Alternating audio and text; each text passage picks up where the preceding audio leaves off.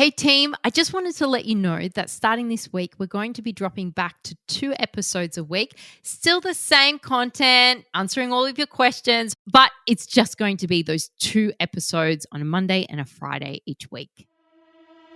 Hi, and welcome back to Bounce Forward with me, Tiff Hall. I'd like to acknowledge the traditional custodians of the land on which I'm recording this podcast, the Wurundjeri people of the Kulin Nation. I pay my respects to elders past and present. Michelle DM'd me. I've heard a lot about this 80% nutrition and 20% exercise. Is this true? What does it actually mean? What does it look like in a week? Okay, I think if you had a pyramid and you had to fill it with the most important stuff at the bottom going up to the non-important stuff, the pyramid would be mostly filled with nutrition. Yes, 80%. And the exercise is at the peak, the tiny 20%, and I would even argue that it's like 10%. Now, nutrition, if you're wanting to change the shape of your body and like lose weight and whatever, it is all nutrition, and exercise will build muscle and help shape your body and recomposition your body from, losing fat to gaining lean muscle mass. But it is actually a lot of what you eat and having that high protein diet. But I'm a big believer in mental health, right? So I know when I'm going for a run or doing a TXO workout that in my day, it's really only, 4% or 10%. Like it's hardly anything. But the endorphins I get, the stress relief I receive is so important to my mental health that outweighs the percentage of effectiveness of exercise, right? And if you are doing a progressive overload program to build muscle and change the way your body shape is, then you definitely are going to see those results. But it's very slow. It is very slow. Exercise takes a while to see those results, whereas you can get pretty quick results doing a dedicated, not a diet, lifestyle plan, nutrition plan, right? There's also the 80-20 rule in nutrition, which is a flexible dieting approach. So 80% of the time allowing yourself to eat healthfully, and then 20% of the time allowing yourself to indulge or relax. I like the 80-20 rule, to be honest. It promotes balance and moderation, and I really do love balance, and it favors treats. And, I think that's really healthy for a good mindset and relationship with food. It's also very sustainable because you tend to be pretty disciplined over the week, I would say, and then over the weekend you relax a little bit more. And I find that that's very normal and okay. And having a perfect diet just doesn't exist. This method encourages a healthy relationship with food. That's what I really want to point out, the 80-20 rule. And it's designed to fit into a real life context, which is really, really important. And you can maintain it, which is really, really important. People go, oh, exercise is only 20%. But it is a very important 20%. Okay, because it is going to recomposition your body. It is going to reshape your body. It is going to give you the mental benefits. And I just can't go on enough about the benefits for mental health. For me, it's the difference between a good day and a bad day getting a workout in. Like, it's just, I feel those endorphins so strongly, and the exercise satisfaction of being set up for the day in terms of, oh, well, I just exercised, I did really well, so then I make healthier choices throughout the day, and there's this flow-on effect, a domino effect of healthy choices, which is really great. So I definitely agree with an 80-20 rule for nutrition because you don't feel deprived, and so you have better adherence to long-term health outcomes. You are adhering to this philosophy of eating, and because you don't feel deprived, you're not going to binge. You're allowed to have the chocolate. You're allowed to have the treat. You're allowed to have the cake. So then it's like, well, I don't actually feel like it, so I could take it or leave it right now. Whereas if you're on a restrictive diet, it's like, I have to have the cake. I have to have the chocolate because you're not allowed it. You want it more. So I find that adherence is best with the 80-20 rule, and it's always something that I follow, unless someone comes to me and says, I want to get super lean muscle tone, then I'll look at the macros a little closer and say, well, we need to up your protein, and, I'll look at the macros more closely. But I think definitely for a general health approach to eating, I'm 80-20. So it's a really good question, Michelle. And the pyramid does look a bit deflating when you see it, as in, nutrition and only exercise at the peak. But you got to remember the peak is really important, and you just can't give up on that. Mitch DM'd me with a great question.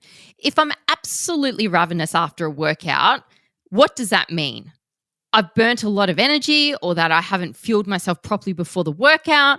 How can I stop that? Mitch, feeling hungry after a workout is a sign you've worked hard. It's a great sign. You don't want to stop your ravenous hunger. You're supposed to be hungry after a workout because exercise burns calories and uses up your glycogen stores and stimulates your appetite. So it definitely is a good sign. You're very hungry after a workout, and that's because you need that energy replenishment. Hunger signals in your body that you need to refuel. And so you need to consume the right nutrients after exercise to restore the glycogen stores, repair muscle tissue, and facilitate that recovery. So you want those carbs, you want lots of protein, and that will help satiate your hunger at that point. It also is a sign that you've increased your metabolism, which is fantastic, especially strength training or high intensity workouts. You'll boost your metabolism, which is the aim for all workouts. So having that hunger as a signal, hey, my metabolism is definitely increased, that means that you're causing your body to burn more calories when you're working out, when you're at rest. It's really healthy sign. And it's also an efficient digestive response. So physical activity will stimulate your gut, and that increases your appetite. And it's part of a very healthy digestive system response. So these are all really good things. But how to manage your post-workout hunger. I feel it myself. I have increased my strength training to 3 times a week now. And I know some people out there will be like, you should be training more than that, Tiff, but I struggle with my weights. I do. So I do my 3 sessions, and I am so hungry. And to the point, I think, what is the point? I've done my exercise, and then I eat everything in the fridge, everything in the pantry, and I just can't get full. So I'm trying now with a good protein supplement, increasing my protein. I eat within 30 minutes after exercising, I'm having a protein shake as I'm leaving the gym. I'm really trying. And that it all comes down to timing. So eat within that 30, 45-minute window after you do your workout, because your body's ability to replenish energy stores is at its highest, okay? So make sure you're doing that. And then look at your nutrient composition. So include that mix of proteins and carbs to replenish the glycogen stores. And protein will aid that muscle recovery, very important. So a smoothie with protein powder, some fruit, or, a turkey and avocado sandwich, or whole grain bread, for example. These are excellent choices that'll really help. And you also want to make sure that you're hydrated, because thirst can feel like hunger in the body. Your body actually doesn't know the difference with the signals. So if you're dehydrated, your body will trigger hunger to make you eat to get moisture from food, right? So ensure you're well hydrated. So you're drinking lots of water throughout the session, and you finish up the session thinking, okay, I'm definitely not dehydrated here. This is hunger, and I need my go-tos, which are the protein and the carbs. So I'd say to you, you need to really adjust your pre-workout meal as well. Eat before you exercise. Don't do it fasted. It probably doesn't suit you if you're ravenous after the workout.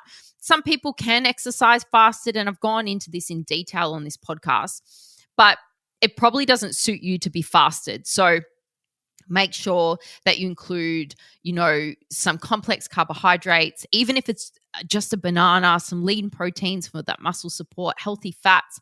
I like some honey on a banana with a pinch of salt. I'll have a couple of cans of tuna with sometimes some sweet chili sauce, bit of sugar there. I don't know, whatever suits you best before. that's not going to be too heavy for digestion during the workout, get some pre-workout meal into you, even a smoothie, fantastic. And then throughout the day, maybe it's not your workout that is the problem. Maybe it's the meal frequency throughout the day. Like maybe you're not eating enough small, frequent meals, and then you exercise and you blame the exercise. But maybe it's just instead of having 3 large meals, you need 5 or 6 smaller frequent meals and snacks throughout the day to manage your hunger and steady out your energy levels. Some people are like that. Some people are 3 meals a day kind of people, no snacks. But like for me, I'm a frequent eater. Meal, snack, meal, snack, meal. And I like to keep my metabolism churning with those frequent little meals because there's that thermic effect of food, the digestion of the food that really boosts the metabolism. So it's good for you. And then, if it's really getting to you, how hungry you are after your workout, have a look at the workout intensity. Maybe going too hard, honestly. Like maybe it's an overexertion thing. Your body might need more fuel to recover. So if you're going really hard with intensity, you need more food. That's just 101. Post-exercise hunger, if it's not comfortable, then bring the intensity back on the workouts. And then you just really want to make sure, in conclusion, that you're hitting those fiber and protein macros, that these nutrients, they're slower to digest and they really help you to feel full for longer. That's the key to these things. So you really want to make sure you're getting a lot of fiber, a lot of protein, because they will make you feel full and they suppress hunger. So that's why I'm always banging on about protein. Suppresses craving, suppresses hunger. So they're going to be your best 2 friends in trying to control that ravenous hunger after a workout. Thanks so much for listening to Bounce Forward. I love having your company, so please DM me on Instagram at tiffhall_xo and let me know what topics you'd love me to cover and send me all your questions. Don't forget to rate and review me on the podcast app. Speak soon. Happy days.